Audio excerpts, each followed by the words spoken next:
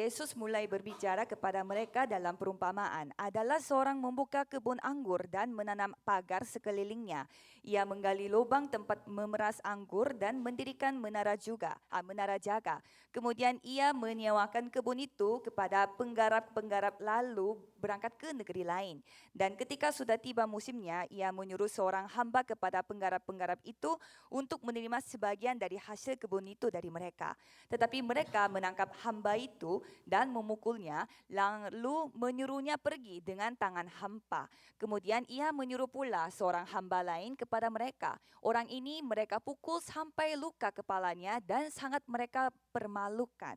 Lalu ia menyuruh seorang hamba lain lagi dan orang ini mereka bunuh. Dan banyak lagi yang lain, ada yang mereka pukul dan ada yang mereka bunuh. Sekarang tinggal hanya satu orang anaknya yang kekasih. Akhirnya ia menyuruh dia kepada mereka. Katanya, anakku akan mereka segani. Tetapi penggarap-penggarap itu berkata seorang kepada yang lain, ia adalah ahli waris. Mari kita bunuh dia, maka warisan ini menjadi milik kita. Mereka menangkapnya dan membunuhnya, lalu melemparkannya ke luar kebun anggur itu. Sekarang, apa yang akan dilakukan oleh tuan kebun anggur itu? Ia akan datang dan membinasakan penggarap-penggarap itu, lalu mempercayakan kebun anggur itu kepada orang-orang lain. Tidak pernahkah kamu membaca nas ini? Batu yang dibuang oleh tukang-tukang bangunan telah menjadi batu penjuru. Hal itu terjadi dari pihak Tuhan, suatu perbuatan ajaib di mata kita. Lalu mereka berusaha untuk menangkap Yesus, karena mereka tahu bahwa merekalah yang dimaksudkannya dengan perumpamaan itu. Tetapi mereka takut kepada orang banyak, jadi mereka pergi dan membiarkan dia. Amin. Amin. Mari kita mengakui iman kita, Yesus adalah Kristus, anak Allah yang hidup. Adalah Kristus, anak Allah yang hidup.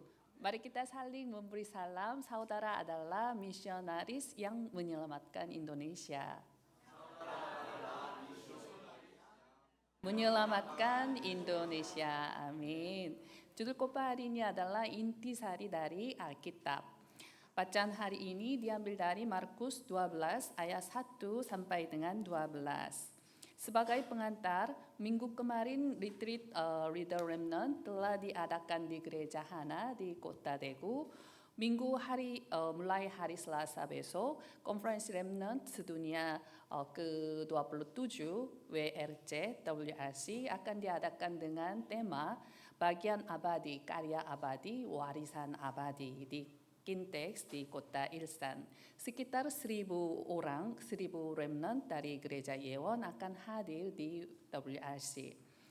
Mohon dukung dalam doa agar para remnant dapat menjadi pemeran utama yang mewujudkan misi kekal yang menyelamatkan 237 negara dan 5.000 suku melalui talenta kekal mereka masing-masing seiring dengan dipulihkannya mereka lewat firman Tuhan dan memulihkan kekuatan kekal.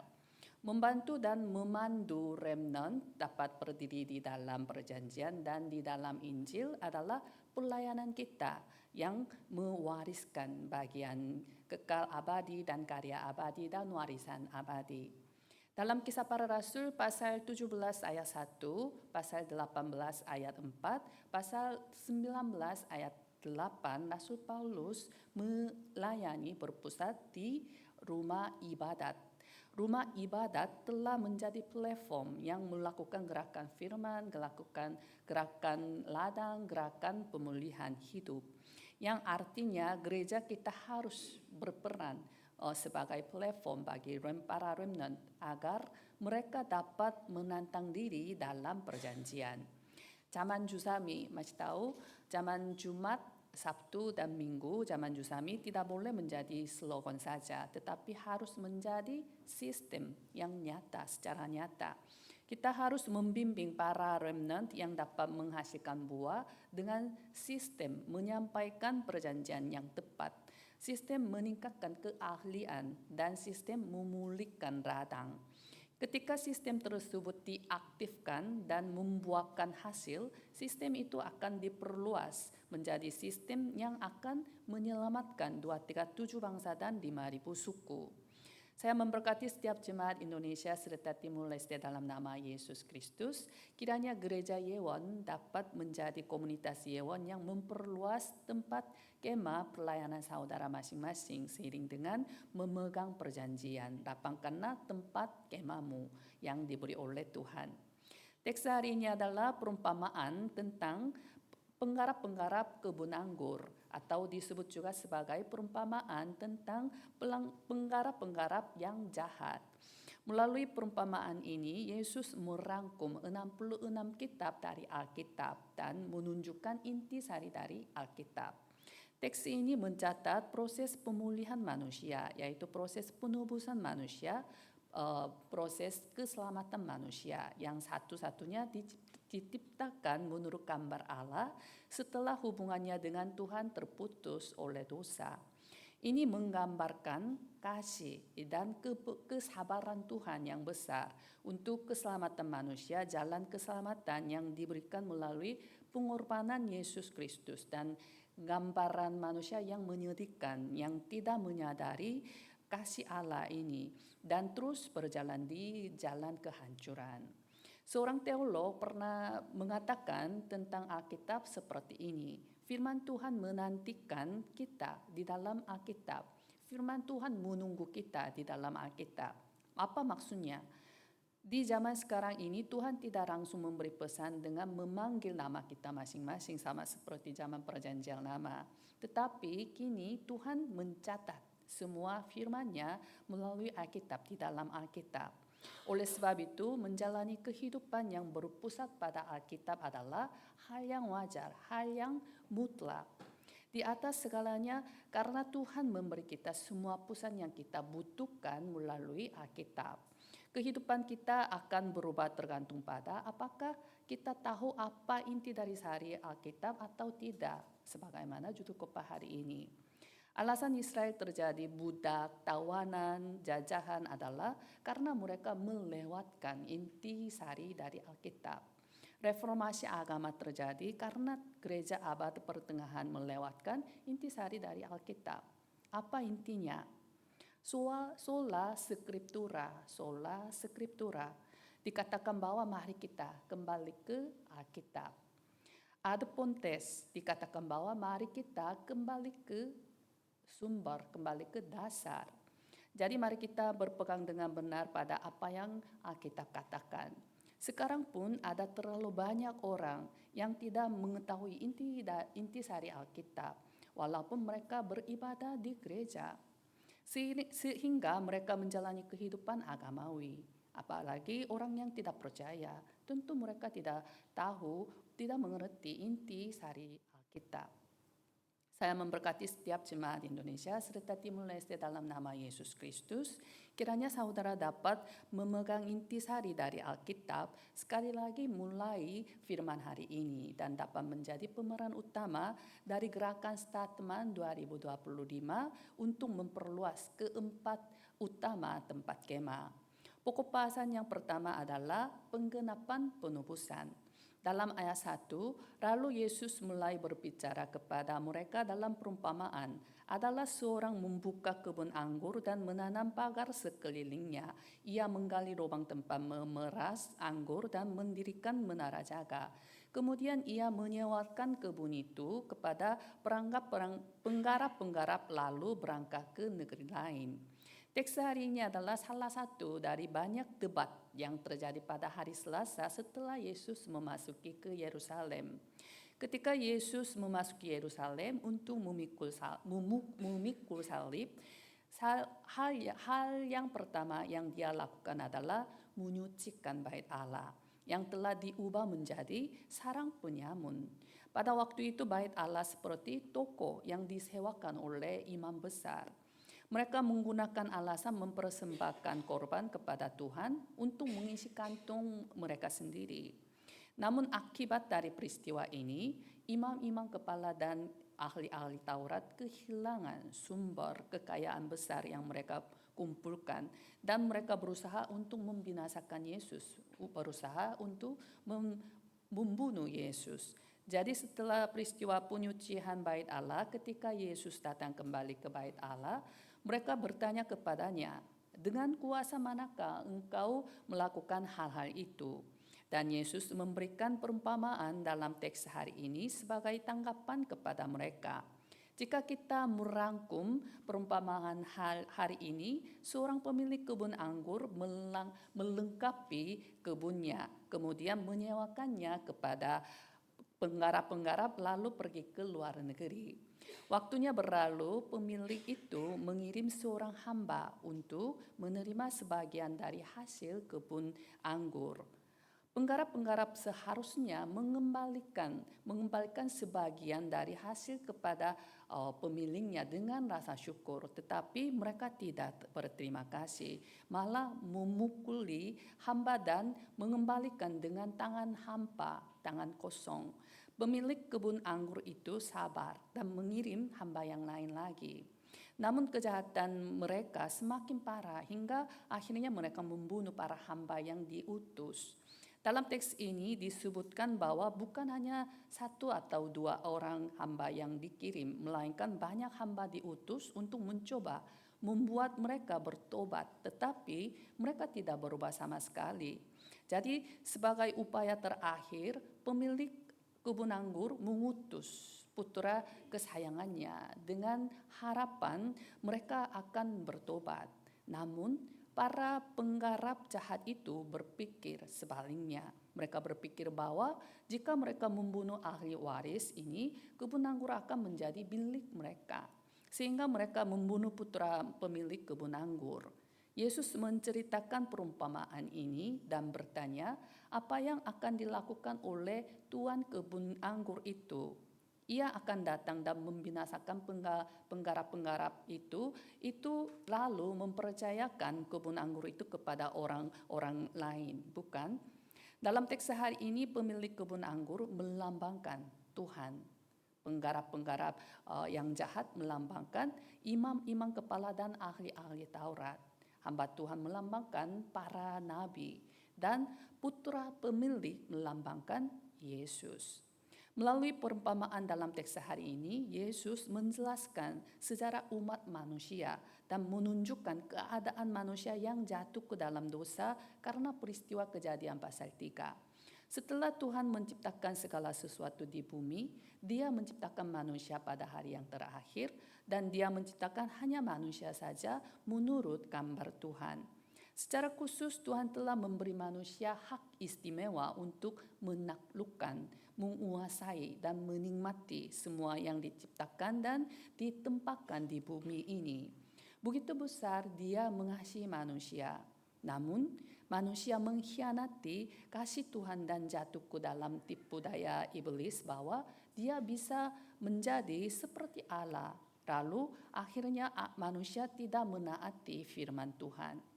Sejak saat itu, manusia menderita masalah rohani dan masalah mental serta masalah jasmani seperti kelahiran, kematian, dan penyakit dan terjebak dalam nasib yang seharusnya menumpu jalan kehancuran, kebinasaan. Untuk keluar dari situasi ini, Tuhan memilih sebuah bangsa dan ingin membuka jalan keselamatan melalui bangsa ini. Bangsa ini adalah bangsa Israel. Namun, mereka tidak memahami kehendak dan rencana Tuhan dengan sepenuhnya. Lalu, bangsa Israel mengabaikan perkataan nabi-nabi Tuhan dan menganiaya mereka, bahkan membunuh anaknya yang tunggal Tuhan kita, yaitu Yesus Kristus.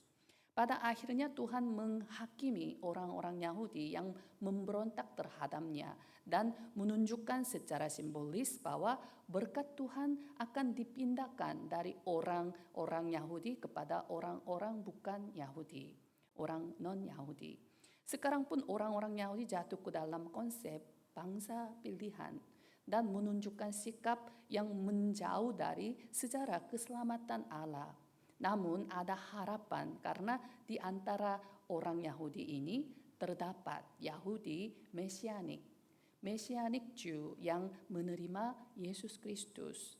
Meskipun menghadapi penganiayaan yang berat melalui mereka, Injil salib Yesus Kristus menyebar di Israel. Gereja Yewon juga mendukung misionaris yang berada di Israel, melayani di Israel. misionaris Alexander dan Natalia dari gereja komunitas Nahiria. Dalam warta jemaat ibadah raya tercatat nama mereka. Mohon dukung dalam doa untuk datang Israel juga. Injil keselamatan yang kita saksikan tidak akan pernah berhenti. Injil ini pasti akan diberitakan di seluruh dunia, menjadi kesaksian bagi semua bangsa. Yang penting adalah bahwa kita dipakai sebagai pemeran utama dalam penggenapan sejarah penebusan ini. Tuhan telah membuka jalan melalui pelayanan Statement 2025 untuk memperluas keempat utama tempat kemah. Saya memberkati setiap jemaat Indonesia serta Timur Leste dalam nama Yesus Kristus. Kiranya saudara dapat menjadi pemeran utama seiring dengan berfokus pada perluasan keempat utama tempat kemah. Pokok bahasan yang kedua adalah pengharapan yang satu-satunya. Dalam ayat 9, sekarang apa yang akan dilakukan oleh Tuhan kebun anggur itu? Ia akan datang dan membinasakan penggarap-penggarap itu, lalu mempercayakan kebun anggur itu kepada orang-orang lain. Penggarap-penggarap yang jahat menantang sampai membunuh putra Tuhan mereka. Untuk memuaskan keinginan mereka sendiri, mereka kehilangan kesempatan terakhir untuk bertobat dan kesabaran terakhir yang telah Tuhan berikan kepada mereka. Pemiliknya yang sampai sekarang menunjukkan tingkat kesabaran dan toleransi yang luar biasa, membinasakan penggarap-penggarap kebun anggur dan mempercayakan kebun anggur itu kepada orang-orang lain. Kita harus ingat ada saat di mana jadwal kesabaran berubah menjadi jadwal penghakiman. Melalui perumpamaan ini, Yesus menunjukkan bahwa keadilan Injil akan dipindahkan dari Israel jasmani ke Israel rohani. Jika kita tidak menyadari Injil dalam menjalani kehidupan beriman, pada akhirnya kita akan mengalami masalah. Dalam ayat 12, lalu mereka berusaha untuk menangkap Yesus karena mereka tahu bahwa merekalah yang dimaksudkannya dengan perumpamaan itu. Tetapi mereka takut kepada orang banyak. Jadi mereka pergi dan membiarkan dia. Imam-imam kepala, ahli-ahli Taurat telah tahu bahwa perumpamaan ini menunjukkan mereka. Tetapi mereka tidak bertobat, malah lebih bersifat keras dan keras kepalanya. Penginjil Moody berkata seperti ini, dunia selalu menyajikan cairan kematian dalam cangkir gemerlap kenikmatan. Kenikmatan dosa bersifat sementara, fana, tetapi hukuman orang yang jahat yang tidak diampuni adalah kekal. Memilih untuk mengorbankan kekekalan demi kepuasan fisik sesat adalah pilihan yang paling bodoh. Yesus mengakhiri perumpamaan tentang penggarap yang jahat dengan Mazmur 118 ayat 23. Dalam ayat 10 sampai dengan 11, tidak pernahkah kamu membaca nas ini? Batu yang dibuang oleh tukang-tukang bangunan telah menjadi batu penjuru. Hal itu terjadi dari pihak Tuhan, suatu perbuatan ajaib di mata kita. Apa maksudnya? Yesus Kristus menunjukkan kepada kita bahwa ada jalan pemulihan. Meskipun dia ditolak oleh bangsa Israel yang keras hati seperti batu yang dibuang oleh tukang-tukang bangunan dan harus memikul salib, itu bukanlah akhir. Batu yang dibuang oleh tukang-tukang bangunan menjadi batu penjuru. Nubuat ini sepenuhnya terpenuhi melalui kebangkitan Yesus Kristus. Batu penjuru adalah batu yang menghubungkan dinding bangunan dan semua batu bata dimulai dari batu penjuru. Ini menekankan fakta bahwa Yesuslah yang telah bangkit menjadi titik awal dan dasar kehidupan kita. Tidak ada rumah tanpa batu penjuru. Dengan cara yang sama kita harus ingat bahwa kehidupan tanpa Yesus Kristus tidak ada artinya. Hanya Yesus Kristus yang menjadi satu-satunya pengharapan kita dalam sepanjang hidup kita. Pendeta George Whitfield yang memberi pengaruh besar pada kebangkitan besar di Amerika Serikat pada abad ke-18 berkata seperti ini. Jika kita memiliki Kristus sebagai pemimpin kita, kita tidak perlu putus asa. Karena tidak ada hal yang dapat membuat kita menjadi putus asa. Jika kita berada di dalam Yesus Kristus, kita akan melampaui semua masalah dan peristiwa dan situasi di hadapan kita. Saya memberkati setiap jemaat Indonesia serta Timur Leste dalam nama Yesus Kristus. Kiranya saudara dapat menjadi pemeran utama dalam penggenapan sejarah keselamatan sambil memandang satu-satunya Yesus Kristus yang merupakan pengharapan. Sebagai kesimpulan, masyarakat kita berada dalam keadaan krisis rohani yang serius. Baru-baru ini Mahkamah Agung memutuskan bahwa pasangan sesama jenis harus diakui sebagai tanggungan asuransi kesehatan. Seorang yang memiliki pasangan sesama jenis akhirnya memenangkan gugatan terhadap National Health Insurance Corporation agar pasangan sesama jenisnya diakui sebagai tanggungan. Faktanya ini telah mengguncang fondasi sistem keluarga yang terdiri dari pria dan wanita, dan risiko melegalkan pernikahan sesama jenis di masa depan telah meningkat sejauh itu. Sederhananya, hal-hal yang melanggar prinsip penciptaan sedang serius terjadi di negara Korsel juga. Bukan hanya hal itu saja, ada banyak juga siaran yang memuat konten perdukunan, peramalan, dan nasib di televisi terestrial.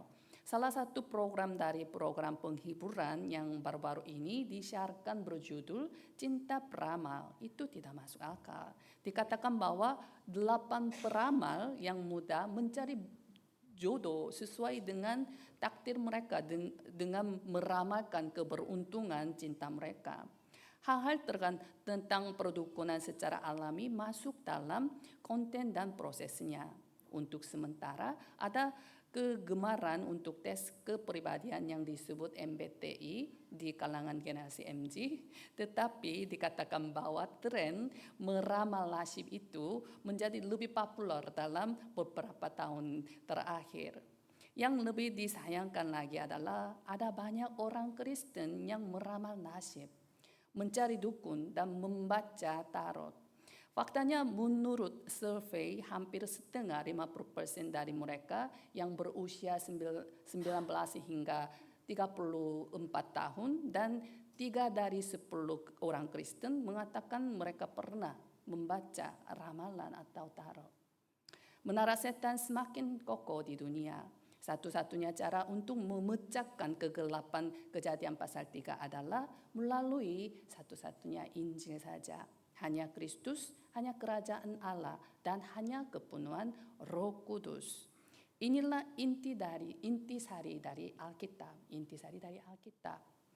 Saya memberkati setiap jemaat Indonesia serta Timur Leste dalam nama Yesus Kristus. Kiranya saudara dapat menjadi murid mutlak Kristus yang akan menghancurkan menara setan yang kuat dan memperluas ladang tempat kemah dengan Injil Yesus Kristus yang merupakan satu-satunya pengharapan dalam hidup kita. Amin. Mari kita berdoa. Kami mengucap syukur kepada Allah Trinitas yang menyelamatkan kami dari kutuk, kebinasaan, dosa, maut, kuasa setan.